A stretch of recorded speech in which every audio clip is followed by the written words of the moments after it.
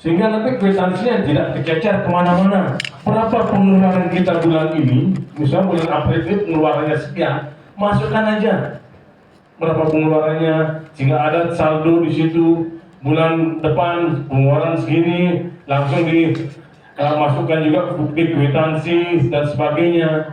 Sehingga nanti pada bulan terakhir kita tidak keteter cari sana kemari. Kemarin di 2025 ada madrasah yang ATK-nya kwitansinya itu di toko bangunan. Ada. Setelah kami itu bersama Pak Kasubag, ada kami lihat. Kan tidak mungkin. Nah itu kenapa? Karena imbas pelaporan itu dibuat begitu menjelang mau pencairan, sehingga sibuk.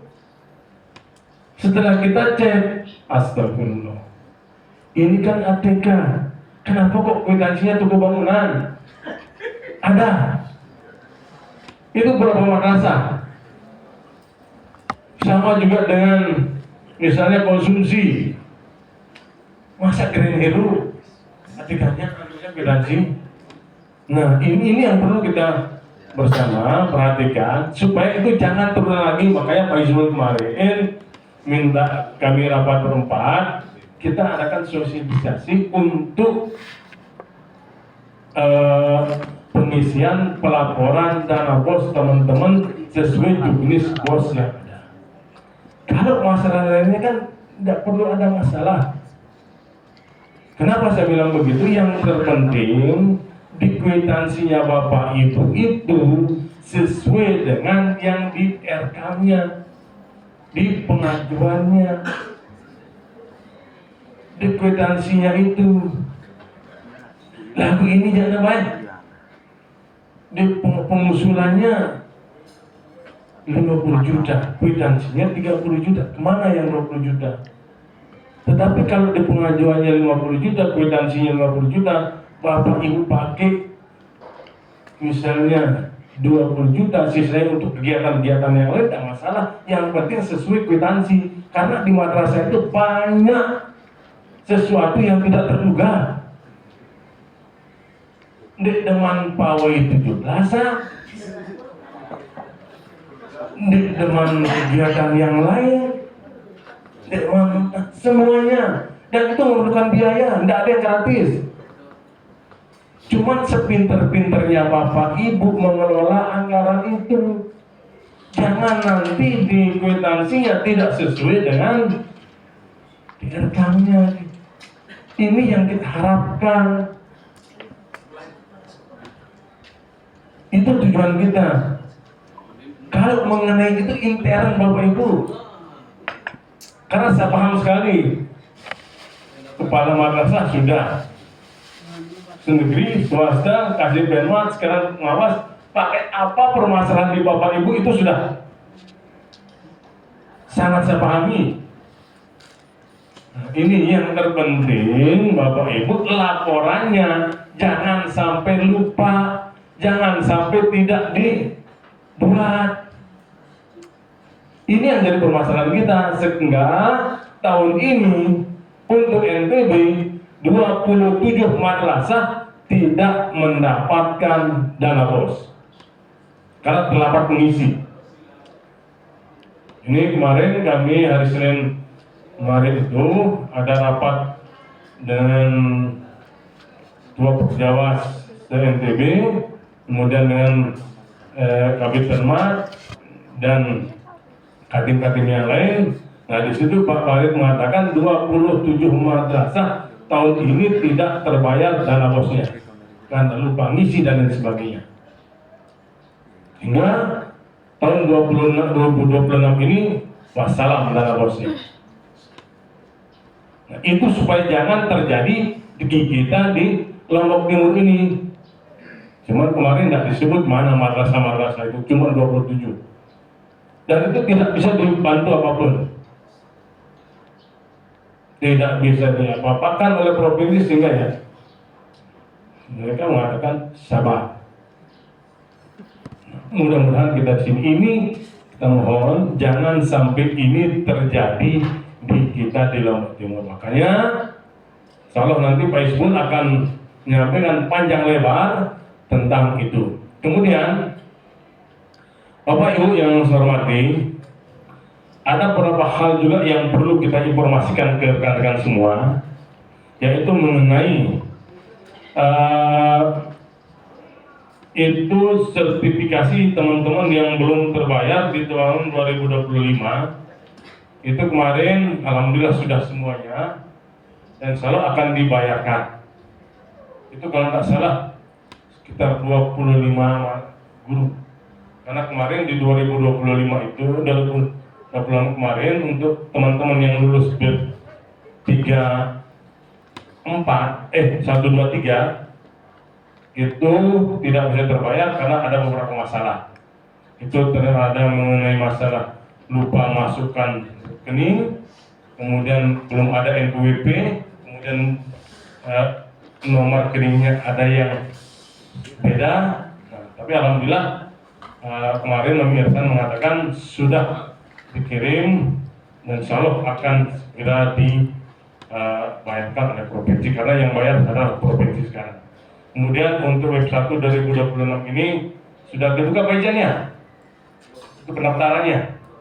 Oh iya, sebentar lagi itu pasti, dan ini pasti untuk teman-teman kita, guru-guru kita yang di madrasah yang masuk ngajar maksimal SK-nya di bawah 23 April 2023. Jadi kalau dia SK-nya nanti di atas tahun itu, maka tidak akan bisa diusulkan untuk PPG jalur pemerintah. Nah, tapi kalau teman-teman yang di bawah itu kemudian sudah punya NPK, insya Allah akan terpanggil semua. Jangan khawatir, mereka semua pasti akan terpanggil, cuman nanti secara bertahap bagi yang sudah masuk data. Sekarang banyak teman-teman kita, guru-guru kita yang di sekolah umum mau masuk ke madrasah lagi, itu tidak bisa. Kemarin pindah dari madrasah ke sekolah umum, kemudian dapat sertifikasi, mau masuk lagi ke madrasah karena di sekolah mereka tidak punya jam, tidak bisa terbayar sertifikasinya, mau balik masuk di kita, itu tidak bisa. Karena sudah terkunci. Apalagi untuk nambah jam di madrasah mereka tidak bisa. Ini jadi suruh teman-teman kita di madrasah bersabar. Insya Allah kalau sudah masuk data pasti mereka akan dipanggil. Cuman bertahap dan pasti akan dihabiskan. Kemudian yang ketiga, masalah emis yaitu tentang bantuan PHTC. Kita di Lombok Timur ini tahun 2025 kemarin yang dapat tuh hanya 2 madrasah. Itu untuk bantuan tindakan cepat dari Presiden Prabowo. Di Lombok Timur, kenapa hanya 2 madrasah yang dapat? Itu Bapak Ibu, saya tidak paham sekali apakah ini hanya untuk supaya dapat nilai akreditasinya bagus. Kemudian yang kedua, untuk mendapatkan bantuan bos afirmasi dan bos kinerja. Itu sudah tidak ada. Jadi bos afirmasi dan bos kinerja itu sudah tidak ada. Kemudian untuk akreditasi, teman-teman, sekarang fisik itu tidak terlalu tinggi nilainya. Di emis teman-teman, banyak madrasah yang di lapangan kondisinya memprihatinkan, rusak berat, tetapi di emisnya rusak ringan dan baik. Punya musola kondisinya parah dikatakan baik, tidak punya musola dikatakan punya musola. Kamar kecilnya 3 dikatakan 5, yang 2 mungkin milik siapa tidak tahu. Sehingga begitu kami musul kenapa Lombok Timur yang dapat hanya segini, pada Lombok Timur itu jumlah madrasahnya sampai 800 lebih, makanya kami diperlihatkan Lombok Timur rata-rata kondisi madrasahnya 75% baik. Saya tidak tahu apakah ini untuk akreditasi ataukah untuk bantuan afirmasi atau bantuan bos kinerja yang dulu. Sekarang itu sudah tidak ada. Jadi segala bantuan yang ada di Kementerian Agama itu sekarang ini Bapak Ibu semuanya muaranya di emis. Makanya kalau memang kondisi madrasah kita seperti itu, tulis seperti itu. Jangan kita buat-buat. Kalau kondisinya rusak berat, tulis rusak berat. Karena sekarang ini seperti tadi yang bilang, untuk afirmasi dan kinerja itu sudah tidak ada. Untuk akreditasi Bapak Ibu rata-rata mendapatkan perpanjangan sampai 2026, kadang 2027. Nah, bagaimana caranya supaya Bapak Ibu tetap dapat perpanjangan? Itu ada 3 cara. Yang pertama, nilai ujian anak jangan sampai turun. Sekarang anak-anak ujian, kalau nilai ujiannya tahun kemarin lebih tinggi dari sekarang, siap-siap akan divisitasi. Yang pertama. Yang kedua, nilai raport madrasah. Kalau nilai raport madrasah kita rendah, siap-siap. Makanya begitu pengajuan EDM, teman-teman, di pengajuan EDM itu saya banyak menyanggah di situ untuk teman-teman yang ada di madrasah sanawiyah. Di situ di poin pertama dikatakan mengenai kedisiplinan. Banyak madrasah yang mengisi kedisiplinan itu 45. Padahal rata-rata siswanya datang pagi, gurunya datang pagi, gurunya aktif ngajar, semuanya bagus, kondisi madrasah bagus, kebersihan bagus. Kenapa Pak disiplinan ditaruh 45? Berarti kalau di bawah standar itu berarti kondisi madrasah kita memprihatinkan. Makanya saya suruh rubah. Jangan sampai isi seperti itu. Kalau seperti itu kondisinya, nanti siap-siap. Begitu juga yang poin 2 yang administrasi guru sebagainya. Rata-rata guru kita sudah paham membuat ADPP semuanya. Kok ditaruh nilainya sedikit? Ini nanti bagi teman-teman, begitu mengisi EDM itu betul-betul diperhatikan. Karena imbasnya nanti EDM, raport madrasah serta nilai ujian ini, kalau itu rendah dibanding tahun kemarin, siap-siap akan divisitasi. Sekarang akreditasi ini untuk Lombok Timur itu sekitar 140-an madrasah yang divisitasi. Nah, cuma sekarang ini beda dengan tahun yang lalu. Kalau tahun yang lalu akreditasinya itu tinggi dari dokumen Bapak Ibu, malah lebih tinggi dari kita. Itu 8 standar. Sekarang hanya 3 komponen, 14 butir, 48 item atau 48 indikator. Yang banyak di situ wawancara, observasi, baru dokumen. Kalau di dokumen Bapak Ibu misalnya di RPP-nya seperti ini, begitu masuk ke kelas observasi beda dengan RPP, berarti itu dipertanyakan RPP-nya atau modul ajarnya. Nah, yang banyak itu observasi, guru yang bersangkutan langsung dimasuki. Jadi bagaimana teknis ngajar, cara mengajar, apakah sesuai dengan modul ajar atau RPP yang dibuat atau tidak.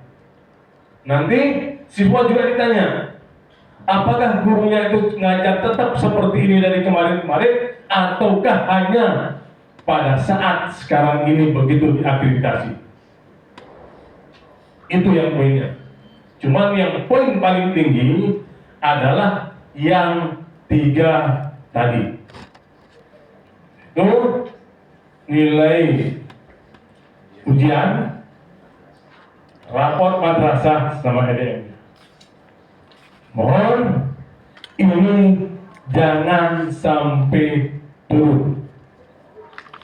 Kalau itu turun, siap-siap.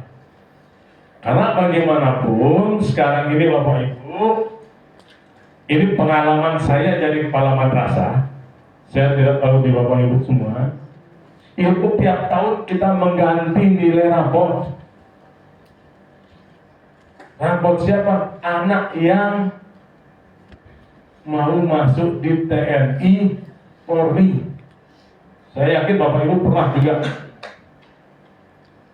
Tetap minum suruh kita. Sedangkan emis sekarang ini kalau sudah dikunci karena di situ ada pakarnya, tidak akan bisa dibuka. Ya pijarnya. Kalau sudah dikunci ada waktu yang terbuka. Dan sekarang raport itu pakai digital dan dimasukkan ke emis. Sekarang nggak bisa, sulit untuk berubah. Dan itu impasnya di kita madrasah kalau nilai ujiannya yang kita masukkan di situ juga turun. Kemudian mengenai bantuan yang sekarang ribut di media sosial, ini Bapak Ibu, sekarang ini lagi ribut mengenai bantuan-bantuan yang katanya bantuan revitalisasi atau apa itu jenisnya. Sekarang ini Bapak Ibu jangan terlalu cepat percaya, karena apapun itu, bagaimanapun itu, pasti ada konfirmasi ke kantor Kementerian Agama. Setelah dikonfirmasi ini, bantuan ini ke Kanwil langsung konfirmasi ke pusat, langsung ada balasan dari pusat bahwa ini hoax, tidak betul. Ini jadi mohon kita sama-sama mencermati. Kalau ada yang seperti itu, kita jangan terlalu cepat percaya. Ujung-ujungnya nanti teman-teman akan disuruh mengeluarkan ini. Kejadian tahun 2018 itu ada madrasah di bagian selatan itu sampai keluar uangnya 25 juta.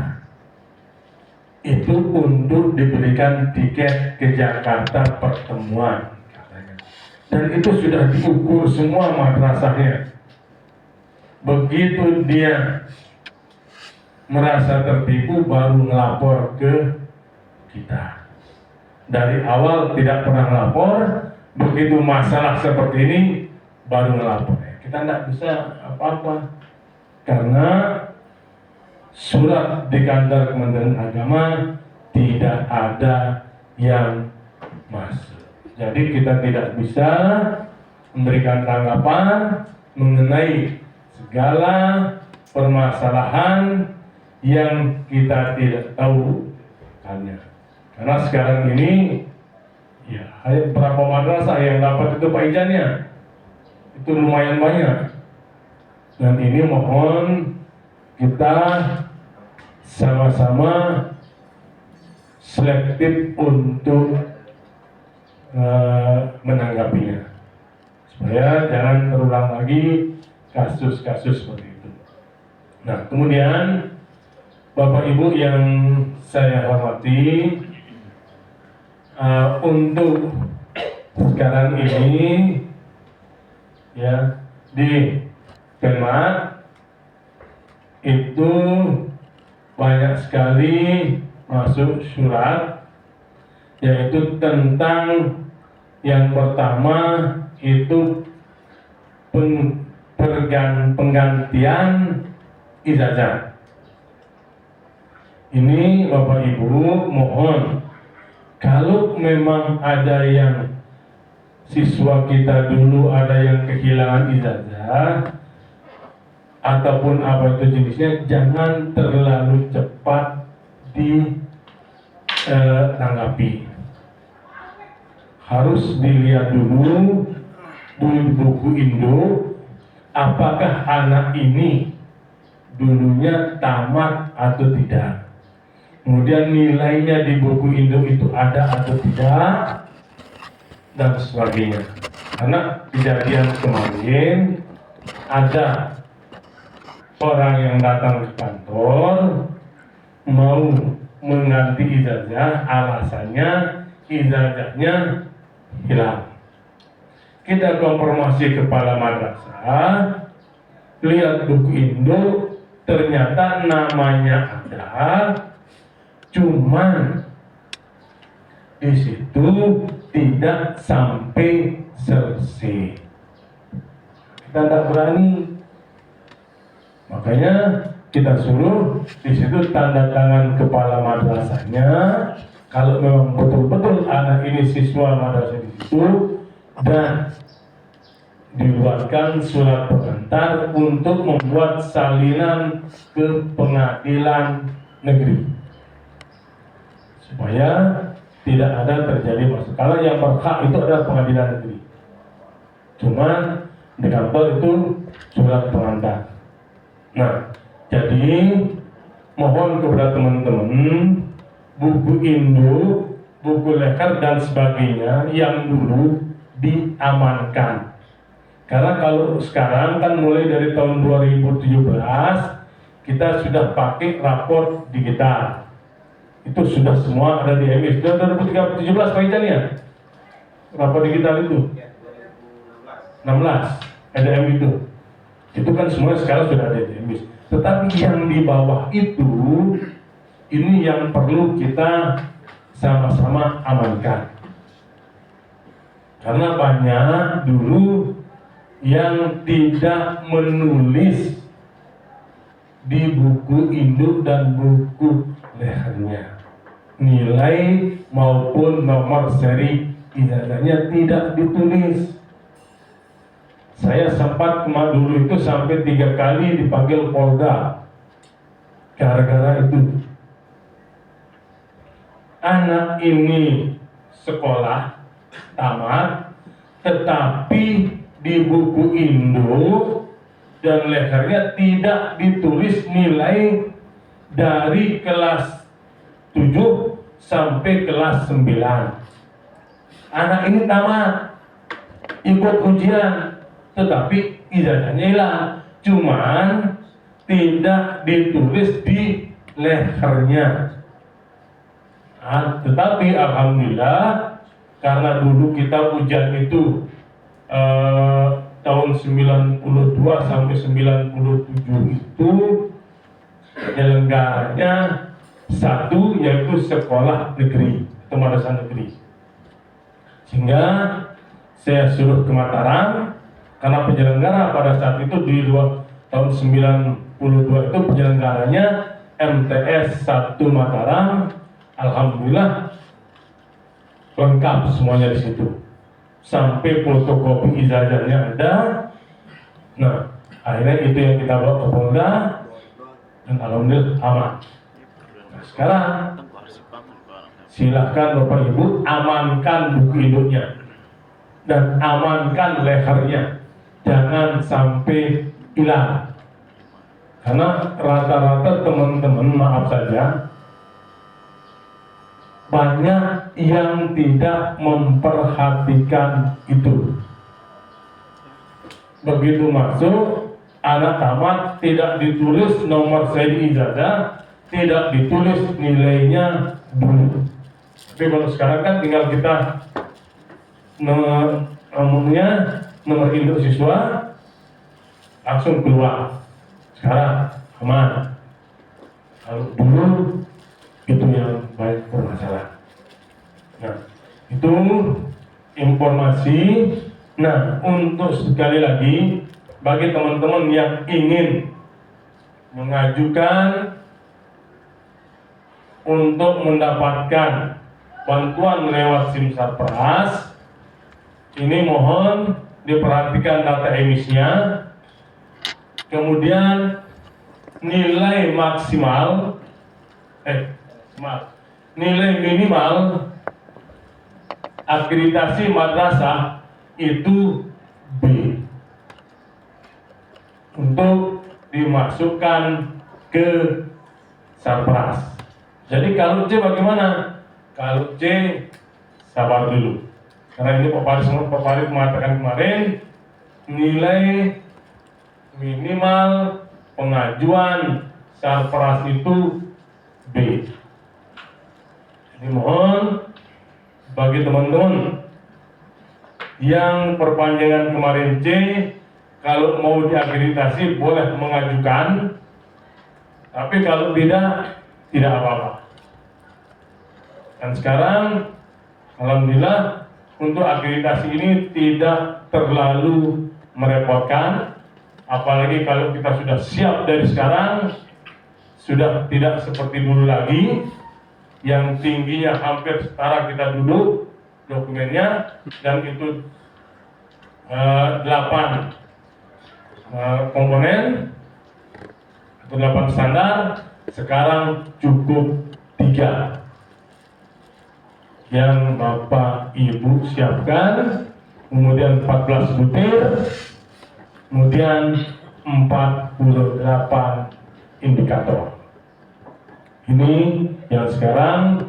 Kemudian bagi teman-teman yang kemarin dipanggil untuk mengikuti sosialisasi akreditasi oleh BAN pada hari Selasa kemarin, siap-siap tanggal 21 tahap pertama akan diadakan visitasi. Biar mungkin tidak ada di KKM kita yang kemarin dipanggil pada hari Selasa, sosialisasi dan sosialisasi akreditasi. Ini dari saya, sambil kita menunggu Pak Kaswat sama Pak Isbul, karena tadi ada tamu beliau dan saya sudah isi dulu. Mungkin ada yang perlu diinfokan kepada teman-teman, saya akan menyusul. Mungkin ini yang dapat saya sampaikan. Mungkin ada nanti dari Pak KKM, kemudian nanti sementara kita menunggu Pak Kasubag atau Pak PLT Kemat, ada beberapa hal yang perlu Bapak mungkin tanyakan, kita akan buka nanti sesinya. Itu dari saya, terima kasih. Assalamualaikum warahmatullahi wabarakatuh.